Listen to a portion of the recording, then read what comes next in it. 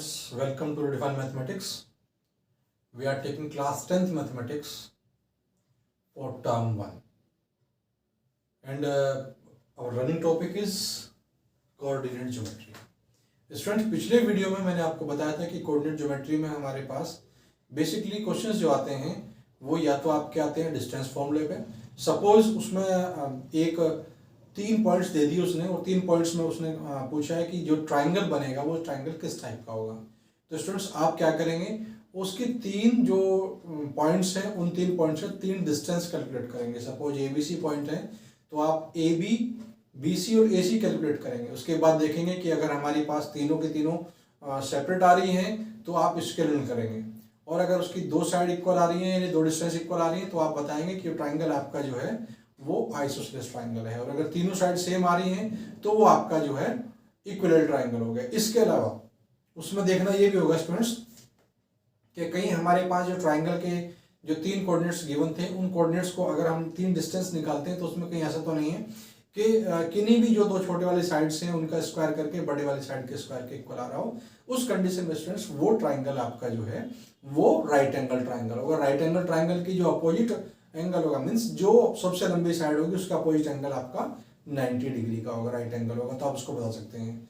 दूसरे टाइप के क्वेश्चन इसमें स्टूडेंट्स आते हैं, सपोज आपको 4 पॉइंट्स दे दिए, 4 पॉइंट्स में आपको कह दिया गया कि बताइए ये क्वाड्रिलेटरल जो है उसकी शेप क्या है। तो स्टूडेंट्स अगर चारों साइड उसकी इक्वल आ रही हैं तो इट में बी रोम्बस और ए स्क्वायर। उस कंडीशन में आपको एक और करना पड़ेगा, उसके 2 डायगोनल्स और निकालने पड़ेंगे, और दोनों डायगोनल्स उसके सेम है तो स्क्वायर होगा, और डायगोनल्स दोनों सेपरेट हैं, दोनों डिफरेंस हैं तो उस कंडीशन में वो रोम्बस होगा। इसी टाइप से आप कैलकुलेट करेंगे। अगर सपोज अपोजिट साइड्स का पेयर इक्वल आ रहे हैं तो वो या तो रेक्टेंगल होगा या आपका वो जो है स्टूडेंट्स क्या होगा कि पैरेललोग्राम होगा। तो उसमें भी आपको 2 डायगोनल कैलकुलेट करने पड़ेंगे। अगर दोनों डायगोनल सेम है तो रेक्टेंगल होगा, अदरवाइज वो पैरेललोग्राम होगा। इसी तरह से स्टूडेंट्स और इसमें आता है हमारे पास सेक्शन फॉर्मूला। तो सेक्शन फॉर्मूला में बेस्ड होता है कि सपोज कोई 2 पॉइंट्स दे रखे हैं, उसके मिड पॉइंट के हम पूछ लेते हैं या कोई रेशो पूछ लेते हैं कि उसके बेस पे क्या होगा। तो वहां से हम जो हमारे पास फॉर्मूला था कि x equal to mx2 plus nx1 upon m plus n, और दूसरा y इक्वल टू था हमारा my2 plus ny1 upon m plus n। कहीं कहीं आप इसको जो है m1 m2 करके भी यूज कर सकते हैं, तो इससे कोई अंतर आपका नहीं पड़ने वाला है क्योंकि MCQ वैसे भी आपके फॉर्मूले से कोई चेंज नहीं आने वाला। आपको केवल ये देखना है कि हमारा जो क्वेश्चन है उसका सोल्यूशन सही है और वो आंसर से मैच कर रहा है या नहीं कर रहा है।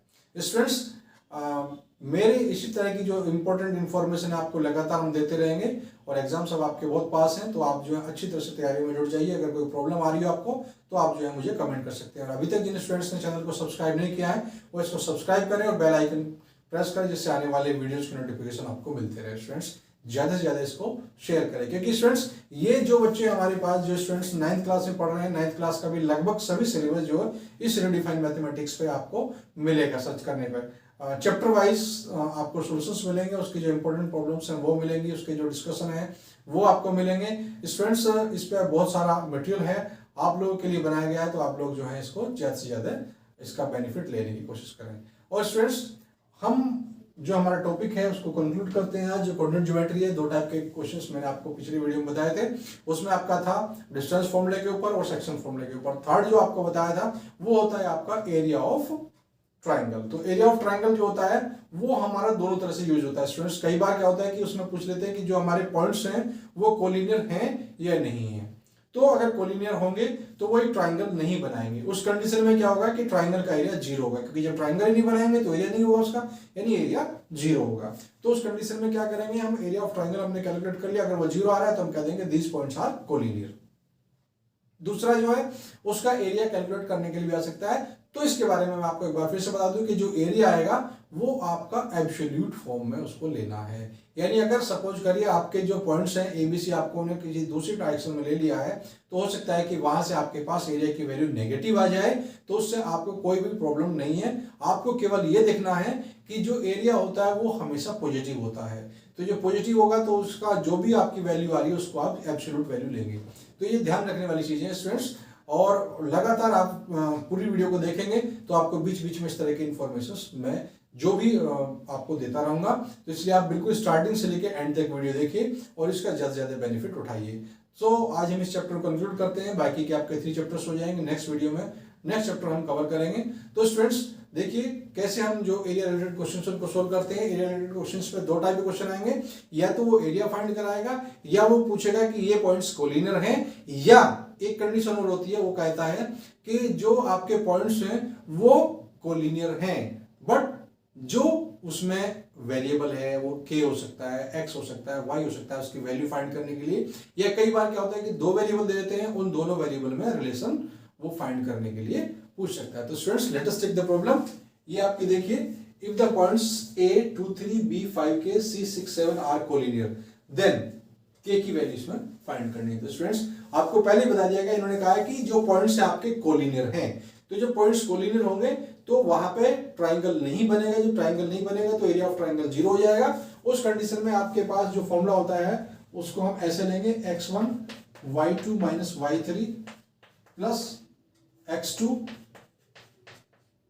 y3 minus y1 plus x3 y1 minus y2 equal to आपका 0 रखेंगे। सो देखिए हमारा फॉर्मूला हो गया। इसमें फॉर्मूले में हमने 0 रखा है, और क्योंकि जो हमारे पास एरिया ऑफ ट्राइंगल होता है वो जब पॉइंट्स कोलिनियर होते हैं तो 0 होता है। तो उस कंडीशन में क्या होगा स्टूडेंट्स, जब हम इसको 0 के इक्वल रखेंगे तो 1/2 जो था हमारा बाहर जो होता है वो 2 0 के अपने मल्टीप्लाई में चला जाएगा तो 0 हो जाएगा।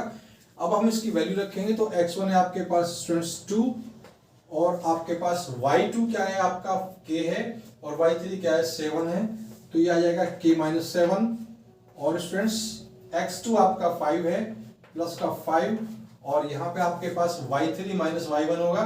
y3 आपका 7 है और y1 आपका 3 है, तो 7 माइनस 3, और प्लस में आपका x3 स्टूडेंट्स देखिए x3 क्या है आपका 6 है, और y1 माइनस y2, y1 आपका 3 है और y2 k है, तो 3 माइनस k इक्वल टू 0। अब हम इनकी मल्टीप्लाई ओपन कर लेंगे स्टूडेंट्स, तो 2 की मल्टीप्लाई इसमें जाएगी तो 2k माइनस 14 आएगा, प्लस 7 माइनस 3 यानी 4, और 4 की मल्टीप्लाई 5 से होगा तो 20 आएगा, और यहाँ पे आपके पास students 6 3 18 minus 6k equal to 0 आ जाएगा। अब हम इसको थोड़ा और आगे एक्सपेंड करेंगे, आप देखेंगे कि 2k प्लस का है और 6k आपका माइनस का है, तो स्टूडेंट्स माइनस का 4k होगा, और नंबर आप देखेंगे तो आपके पास नंबर क्या है 20 और 18 यानी 38 आपके पास प्लस का है और माइनस का है 14। तो 38 में से आपका अगर 14 हम माइनस करते हैं स्टूडेंट्स, 38 प्लस का है और 14 माइनस का है, तो यहाँ आपके पास कितना बचेगा 24 बचेगा स्टूडेंट्स, और वो किसका बचेगा प्लस का, इक्वल टू 24। अब हम इसको दोनों को 24 को उधर ले जाते हैं तो माइनस का 4k इक्वल टू माइनस का 24, तो माइनस से माइनस कैंसिल हो जाएगा, k इक्वल टू आपका 24/4 यानी 6, तो k इक्वल टू 6 इसका जो है करेक्ट सॉल्यूशन होगा। इस टाइप से आप इसको सॉल्व करेंगे। तो मैंने आपको स्टार्टिंग में बताया था कि हमारे पास एरिया ऑफ ट्राइंगल पे क्वेश्चन पूछने की जो पॉसिबिलिटी है वो सबसे ज्यादा है, क्योंकि सबसे इंपॉर्टेंट है, और इसी से हम कोलिनियर पॉइंट भी कैलकुलेट करते हैं। कोलिनियर का दूसरा मेथड भी होता है स्टूडेंट्स। कोलिनियर क्या होते हैं कि हमारे पास जो 3 पॉइंट्स होते हैं, ये तीनों अगर एक ही लाइन में हो तो वो कोलिनियर होते हैं। तो इस कंडीशन में अगर हम इनको ABC पॉइंट लेते हैं स्टूडेंट्स, तो यहाँ पे क्या होगा कि हमने AB कैलकुलेट किया और BC कैलकुलेट किया और AC कैलकुलेट किया। अगर AB और BC मिला करके AC के इक्वल होते हैं, प्लस करके AC के इक्वल होते हैं, तब भी पॉइंट्स हमारे कोलिनियर होते हैं। लेकिन ये डिस्टेंस फॉर्मूला थोड़ा लेंथी पड़ता है, तो इसलिए इसको लेने की रिक्वायरमेंट नहीं होती है। आप इसमें क्या करेंगे इसमें आप ऐसा करेंगे कि यहां से जो है डायरेक्ट एरिया ऑफ फॉर्मूला हम वहां पुट कर देंगे। तो स्टूडेंट्स इस टाइप से क्वेश्चन होगा, तो k की वैल्यू हमारे पास आ गई। इस टाइप का क्वेश्चन आपका डेफिनेटली एग्जाम में आएगा। और इसी पे हमारा नेक्स्ट क्वेश्चन है, the area of triangle ABC में फाइंड करना है, जिसके वर्टिसेस आपको गिवन है। तो एरिया ऑफ ट्राइंगल का हम फॉर्मूला स्टूडेंट्स इसमें लगाएंगे। तो एरिया ऑफ ट्राइंगल हमारे पास होता है, इसमें 1/2 होता है, और वो ये हमारा formula x1 y2 minus y3 plus x2 y3 minus y1 plus x3 y1 minus y2, ये एरिया ऑफ ट्राइंगल होता है। इसमें हम वैल्यू पुट करेंगे, 1/2 इसमें बाहर रहेगा ही रहेगा स्टूडेंट्स। तो यहाँ पे आप देखेंगे वैल्यू से पुट करेंगे, x1 की वैल्यू आपके पास 3 है, और फिर क्या होता है आपका y2 माइनस y3 होता है, y2 0 है, y3 4 है, तो 0 माइनस 4, और प्लस में अब हम लेते हैं x2 को, x2 आपका 7 है, और फिर उसके बाद आता है y3 माइनस y1, y3 आपका 4 है और y1 आपका 0 है, और इसके बाद फिर हमारा आता है x3 वो 8 है आपका, और फिर आता है आपका y1 माइनस y2। तो इस तरह से हमने इसमें वैल्यू पुट कर दी। तो स्टूडेंट्स अब हम इसको सोल्व करेंगे। तो यहाँ सोल्व करने पर आपके पास क्या आएगा, ये 0 माइनस 4 तो माइनस का 4 रहेगा, माइनस 4 की 3 से मल्टीप्लाई करते हैं तो माइनस का 12 आता है। अब हम यहाँ से देखेंगे, यहाँ पे हमारे पास 4 में से 0 जाएगा, 4 बचेगा और 4 से 28 आता है, तो प्लस का 28 आएगा। यहाँ पे स्टूडेंट्स क्या करेंगे, 0 में से 0 जाएगा तो 0 बचेगा, और 0 की 8 से मल्टीप्लाई होगी तो कंप्लीट 0 हो जाएगा, तो इसलिए ये हमारे पास 0 हो गया। तो स्टूडेंट्स हम इसको आगे देखेंगे, तो हमारे पास 28 प्लस का है और 12 माइनस का है, तो कितना हो जाएगा स्टूडेंट्स, 16 हमारे पास आएगा, और 1/2 ये बाहर है, अंदर आएगा 16, तो 2 8 जा 16, 8 स्क्वायर यूनिट इसका जो है वैल्यू आ जाएगी। तो आप देखेंगे 8 स्क्वायर यूनिट इसका सी ऑप्शन इज करेक्ट। तो स्टूडेंट्स इस टाइप से इसके क्वेश्चन बनेंगे। एक दो क्वेश्चन हम और लेते हैं, अब हम क्यूमुलेटिव कर लेते हैं, जो हमने पिछले वीडियो में आपको बताए थे। एक क्वेश्चन उसी पर डिपेंड कर लेते हैं, एक आध क्वेश्चन यहाँ से कर लेते हैं। इस टाइप से आपके पास जो है वो लगभग ये पोर्शन आपका कंप्लीट हो जाएगा। अगर इसमें कोई प्रॉब्लम हो तो आप कर सकते हैं। अनदर क्वेश्चन, इसमें क्या है, coordinates of one and points of a diameter A B of a circle are A 4-1 means एक आपका सर्कल है, सर्किल का एक डायमीटर ए बी, उसके ए पॉइंट के कोऑर्डिनेट जो है 4 और -1 है, और उसके सेंटर के कोऑर्डिनेट्स स्टूडेंट्स 1 और -3 हैं। तो आपको बताना है कि जो बी है उसके कोऑर्डिनेट्स क्या होंगे। तो स्टूडेंट्स थोड़ा सा स्ट्रेस दीजिए अपने माइंड पर। आप देखिए क्या होता है कि जो सेंटर होता है वो डायमीटर का मिड पॉइंट होता है। अब जब डायमीटर का मिड पॉइंट होता है स्टूडेंट्स, तो हम क्या करेंगे कि जो हमारे पास ए है उसको हम पुट करेंगे, सेंटर को पुट करेंगे, और जो बी है उसके कोऑर्डिनेट्स हम सपोज एक्स और वाई कैलकुलेट कर लेंगे। एक्स और वाई इसको सपोज कर लेंगे। जब एक्स और वाई इसको हमने सपोज कर लिया तो स्टूडेंट्स क्या होगा कि हमने डायमीटर का मिड पॉइंट कैलकुलेट किया और उसको सेंटर के कोऑर्डिनेट्स के इक्वल हमने रख दिया, तो वहां से हमारे पास एक्स और वाई की वैल्यू इजीली आ जाएगी। तो लेट अस सी किस टाइप का क्वेश्चन होगा। अब देखिए कि हमारे पास सर्कल है, इस सर्कल में क्या है कि सेंटर है और इसका जो है डायमीटर है, डायमीटर आपका ए और बी है, सेंटर आपका सी है। तो ए के कोऑर्डिनेट्स में गिवन है 4 और -1, और जो सेंटर है उसके हैं 1 एंड -3, और इसके हमने सपोज एक्स और वाई कर लिए। तो अब हम क्या करेंगे, ए बी का मिड पॉइंट कैलकुलेट करेंगे, उसको सी के इक्वल रख देंगे। तो मिड पॉइंट क्या होता है हमारे पास, सेक्शन फॉर्मूले से बना हुआ फॉर्मूला है, क्योंकि सेक्शन फॉर्मूले के अकॉर्डिंग जो हमारा मिड पॉइंट होता है वो दोनों पार्ट्स को 1-1 में डिवाइड करता है। तो वहां से हमारे पास फॉर्मूला बनता है x1 + x2/2 और y1 + y2/2। तो हमारे पास x1 + x2/2 यानी 4 + x/2 = x के इक्वल रखेंगे, और यहां से हमने x की वैल्यू फाइंड कर ली। तो हमारे पास 4 + x = आ जाएगा 2। तो यहां से आपके पास क्या आ जाएगा स्टूडेंट्स कि x = 2 - 4 यानी x = आ गया आपके पास -2। तो -2 आपका यहां है और यहां है, यानी d और a आपका कैंसिल हो जाता है, d और a नहीं है। लेकिन क्योंकि एक ही में -2 नहीं है, इसलिए हमें y भी कैलकुलेट करना पड़ेगा। तो कैसे करेंगे, सेम वही प्रोसीजर है कि y1 + y2/2 यानी y -1/2 = -3, और वही क्रॉस मल्टीप्लाई करेंगे तो y -1 = -6, और क्या जाएगा आपके पास y = -6 + 1 = -5। तो क्या पॉइंट्स होंगे स्टूडेंट्स, -2 -5, यानी सी पॉइंट इसका हो जाएगा। तो इस टाइप से आपके पास मिड पॉइंट पे भी क्वेश्चन आपके आ सकते हैं। या कई बार क्या होता है कि उन्होंने मिड पॉइंट के ही न्यूमेरिकल वो पूछ लिया आपके कोऑर्डिनेट्स क्या हैं, तो भी हम फॉर्मूला वही है हमारे पास कि मिड पॉइंट के जो कोऑर्डिनेट्स होते हैं वो x1 + x2/2 और y1 + y2/2 होते हैं। Let us take one more problem. If जो हमारे पास 1 2 4y x6 एंड 3 5 ये आपके वर्टिसेस हैं किसके, पेंडोग्राम के। ये पेंडोग्राम के वर्टिसेस हैं जो कि डेफिनेट ऑर्डर में लिए गए हैं। तो हमें x और y की वैल्यू फाइंड करनी है। यहां अगेन हम यूज करेंगे जो हमारे पास पॉइंट्स होते हैं, मिड पॉइंट फॉर्मूला हम यूज करेंगे। मिड पॉइंट फॉर्मूला हम कैसे यूज करेंगे स्टूडेंट्स, आप देखेंगे जो हमारे पास पेंडोग्राम होता है, ये पेंडोग्राम है, तो इसके अगर हम डायगोनल जो भी पॉइंट्स दे रखे हैं उनको हम अगर एक सीक्वेंस में लेते हैं, एक ऑर्डर में लेते हैं, हम A B C D type से ले सकते हैं। तो हम ये देखते हैं कि जो पैरेललोग्राम होता है उसके डायगोनल्स एक दूसरे को बाइसेक्ट करते हैं, यानी जो हमारे पास ए बी सी और डी है, जो ए सी का मिड पॉइंट होगा वही स्टूडेंट्स बी डी का मिड पॉइंट होगा। तो हम यहाँ से क्या करेंगे कि हम दोनों के मिड पॉइंट निकाल लेंगे, दोनों को हम इक्वल रख देंगे। तो सपोज हमारे पास ये ए है, ये बी है, ये आपका सी है और ये डी है। तो हमने ए सी का मिड पॉइंट निकाला, यानी इन दोनों का मिड पॉइंट निकाला और इन दोनों का मिड पॉइंट निकाला, दोनों को हमने इक्वल रख दिया। तो हम कैसे करेंगे, आप देखिए कि ए सी का मिड पॉइंट होगा हमारे पास 1 प्लस एक्स अपॉन 2 और दूसरा हो जाएगा हमारे पास 2 प्लस 6 अपॉन 2, और इसको हमने किसके इक्वल रख दिया, बी डी के। क्योंकि जब मैंने आपको बताया है कि जो हमारे डायगोनल्स होते हैं वो एक दूसरे को बाइसेक्ट करते हैं, यानी जो हमारे पास AC का मिड पॉइंट होगा वही हमारे पास BD का मिड पॉइंट होगा। तो हमने दोनों के मिड पॉइंट निकाल के दोनों को इक्वल रख दिया और वहां से हमारे पास x और y की वैल्यू आ जाती है।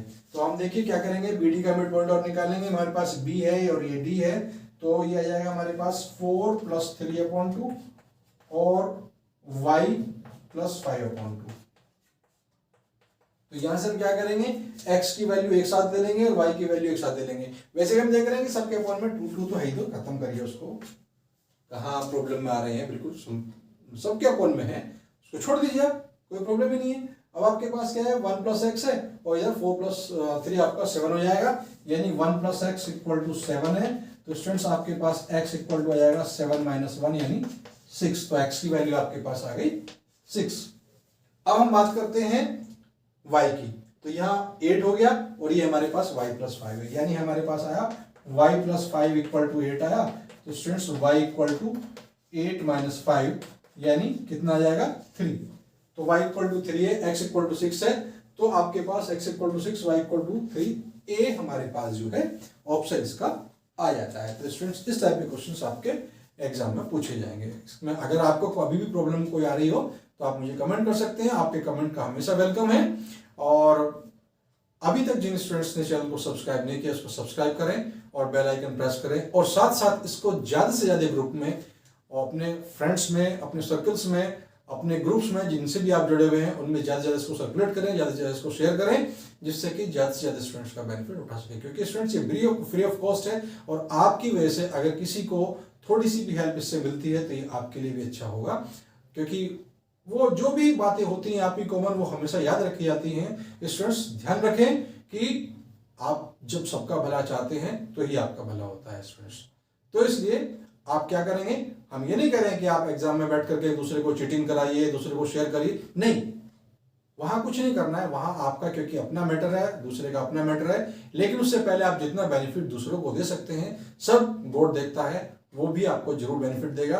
तो सिर्फ ज़्यादा से ज़्यादा अपने ग्रुप में, अपने दोस्तों में, अपने रिलेटिव्स में इसको शेयर करिए। आज के लिए इतना ही, और ये चैप्टर आज हम फिनिश करते हैं। ये चैप्टर हमारा कंप्लीट हो गया है। इसके बाद आपके 3 चैप्टर्स रिमेनिंग है, हम बहुत जल्द जो है उन चैप्टर्स को भी कंप्लीट करेंगे। तब तक के लिए थैंक यू।